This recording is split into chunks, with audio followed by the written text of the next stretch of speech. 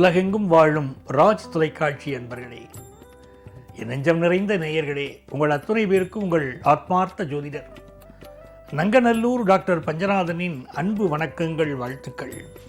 இன்றைக்கு பிறந்த நாள், திருமண நாள் கொண்டாடும் அன்பர்களுக்கு எனது உளப்பூர்வமான வாழ்த்துக்கள்.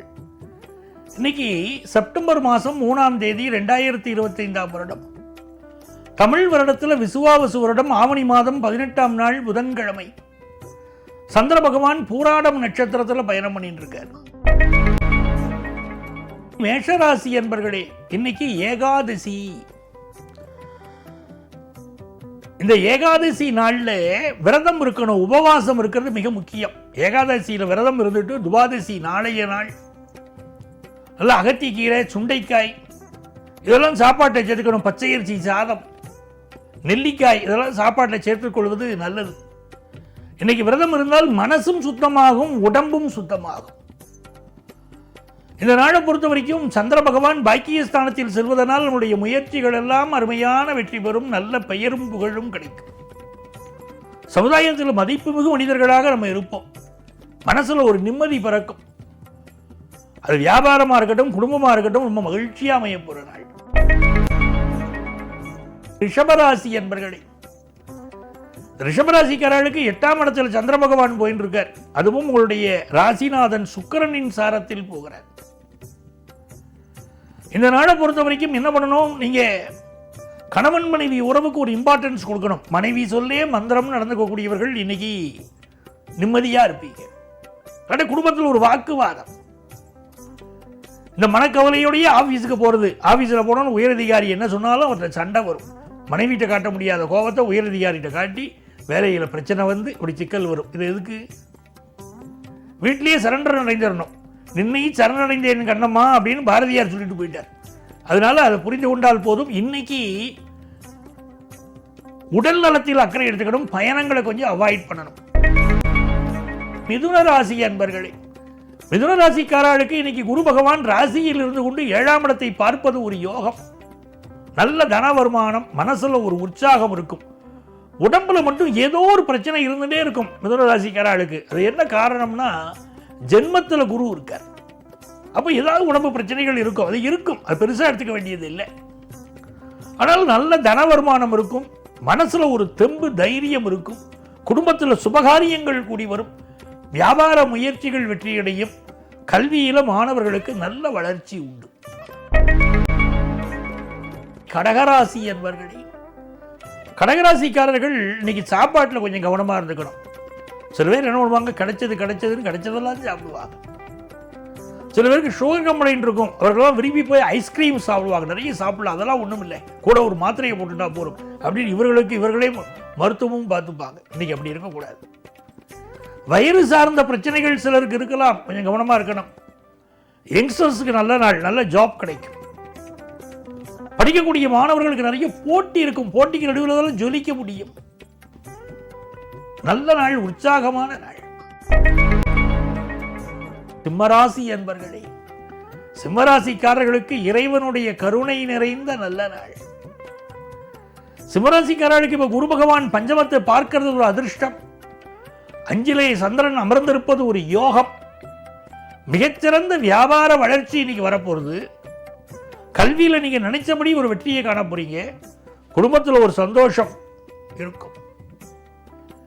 ஆபீஸ்ல ஒரு முக்கியமான பதவி உங்களுக்கு கிடைக்கும். வியாபாரத்தில் நல்ல வளமான நாள் இந்த நாள்.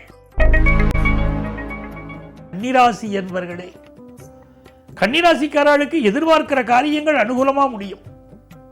நல்லதா ஒரு வீடு வாங்கினா பரவாயில்லையே அப்படின்னு தோணும். வீடு வாங்கக்கூடிய முயற்சியில் ஈடுபடுவீங்க.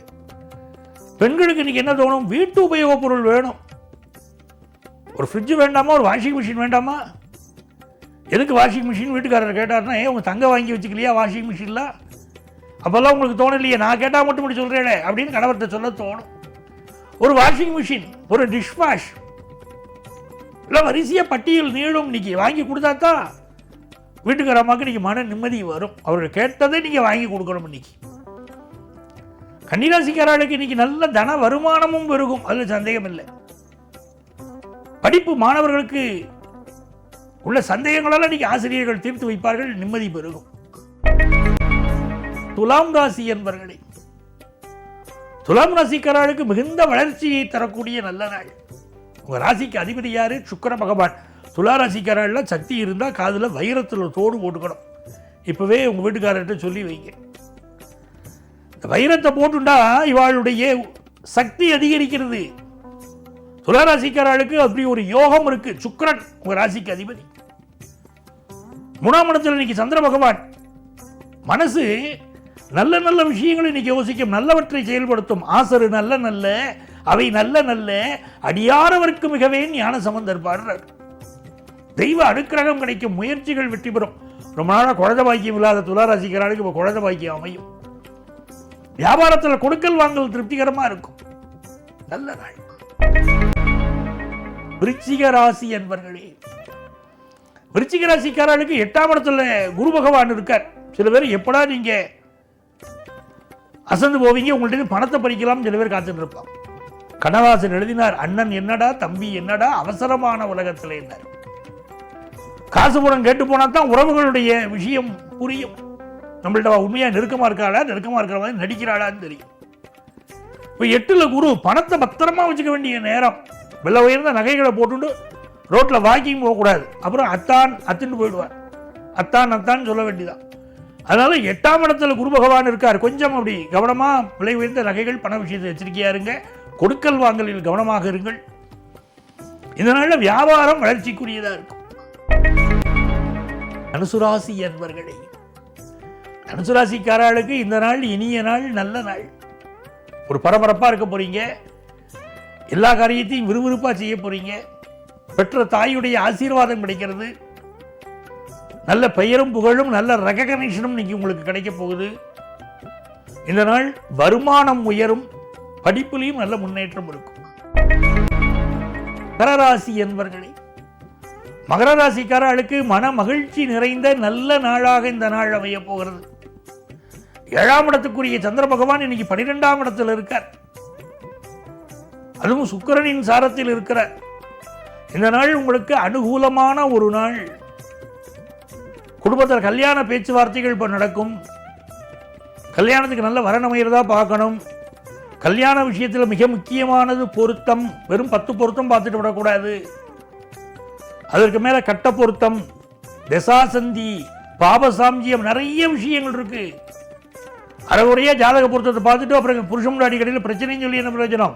நல்ல ஜாதக பொருத்தத்தை பார்க்கணும். அதுதான் முக்கியம். இன்னைக்கு வருமானம் உயரும், குடும்பத்தில் சந்தோஷம் பெருகும், வியாபாரம் சிறப்பாக இருக்கும். கும்பராசி என்பர்களே, கும்பராசிக்காரர்களுக்கு லாபத்தில் சந்திரன்.